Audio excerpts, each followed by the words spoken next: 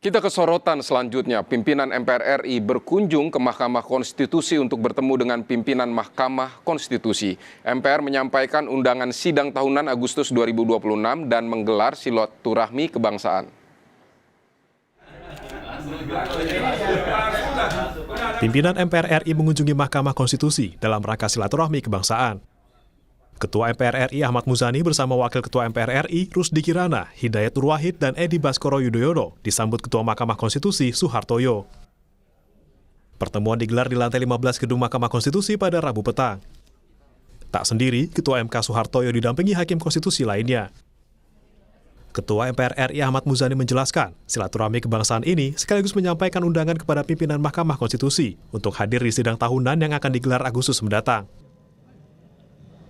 Tadi kami diterima oleh Ketua Mahkamah Konstitusi, Wakil Ketua Mahkamah Konstitusi, dan seluruh Hakim Konstitusi dalam lingkungan Mahkamah Konstitusi Republik Indonesia. Perbincangan atau pembicaraan menyangkut tentang rencana persiapan sidang tahunan MPR menjelang peringatan 17 Agustus 1926. Yang tradisinya adalah mengundang lembaga-lembaga negara. Karena itu tadi kami sampaikan sebagai rangkaian daripada itu, maka kami hari ini memulai silaturahmi kebangsaan ke berbagai macam lembaga negara yang diawali dengan silaturahmi dengan Mahkamah Konstitusi.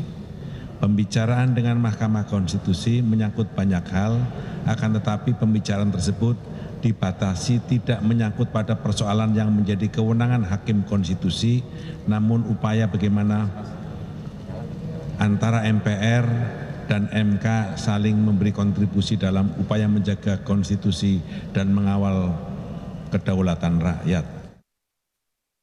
Dalam sidang tahunan Agustus mendatang, Presiden, Wakil Presiden, serta mantan Presiden dan wakilnya juga akan turut diundang, termasuk para ketua umum partai. Tim Liputan Kompas TV, Jakarta.